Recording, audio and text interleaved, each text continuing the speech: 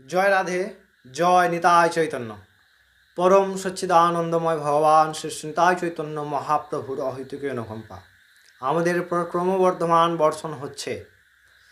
যার পর বর্ষণ হচ্ছে তিনি একমাত্র ভগবত কথায় প্রীতি লাভ করেন। তাছাড়া আর কারো ভগবানের কথা ভালো লাগে না, সবার মায়াটাই ভালো লাগে। তাই সেই মায়া থেকে আমাদের উদ্ধার করতে পারেন তিনি, কারণ মায়া শুধুমাত্র এই কায়ার জন্যই আছে। মায়া পয়সায় নেই, মায়া স্ত্রী ভোগে নেই, মায়া পুরুষ ভোগে নেই, মায়া সম্পত্তি ভোগে নেই, মায়া অর্থ ইত্যাদি ভোগে নেই। মায়া আছে এই কায়াতে। এই কায়ার জন্য সমস্ত সুখ ভোগ। সেই কায়া স্থিতি ত্যাগ করে ব্রহ্মস্বরূপ নিজের স্বরূপ জাগরণ করার জন্য ভগবান এত সুন্দর সুন্দর কথা বলছেন। আমরা ধ্যানযোগ প্রসঙ্গে অগ্রসর হচ্ছিলাম। আমরা আগের দিন 28তম শ্লোক আলোচনা করেছিলাম, আজকে 29তম শ্লোক আলোচনা করব ধ্যানযোগে। এই 29তম শ্লোকে ভগবান সেই সাংখ্যযোগী যারা সাংখ্যযোগ ধ্যানের মাধ্যমে করেন, সেই সাংখ্যযোগীদের অনুভব কেমন হয় তাহা বর্ণনা করছেন। চলুন অবশ্যই আমরা সেই খুব সুন্দর তত্ত্বের মধ্যে প্রবেশ করব, কিন্তু তার আগে আমরা এই শ্লোকটি শুনে নেব।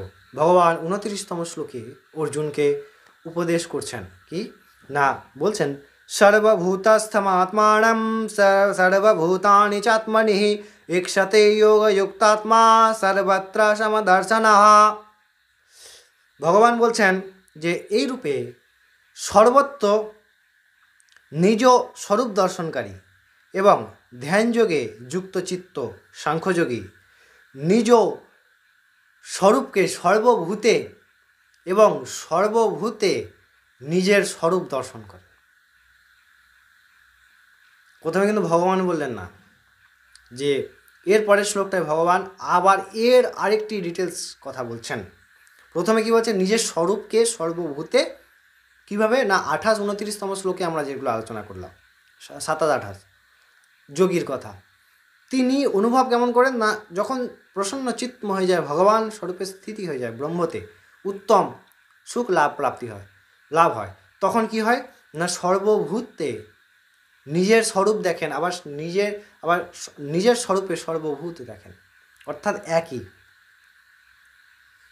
একটাই সত্য, তিনি হচ্ছেন ঈশ্বর, বাকি কোনো কিছুর অস্তিত্ব নাই।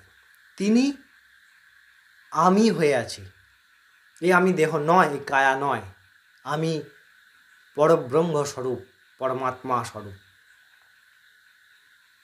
তাহলে অনুভব কেমন হয় না, বলছে যখন আমার এই যে আমি স্থিতি দেহ থেকে বিচ্ছিন্ন হয়, যেখানে খুব সুন্দরভাবে বোঝার বিষয় আছে কি না, দেহ থেকে যখন আমি আলাদা হয়ে যাই, অর্থাৎ আমি দেহ নয়, আমি আনন্দ স্বরূপ, এইরকম অনুভূতি হয়, তখন সর্বভূতে আনন্দই দর্শন হয়, নিজেকেই, কোনো কিছুর অস্তিত্ব নেই, আমি আছি।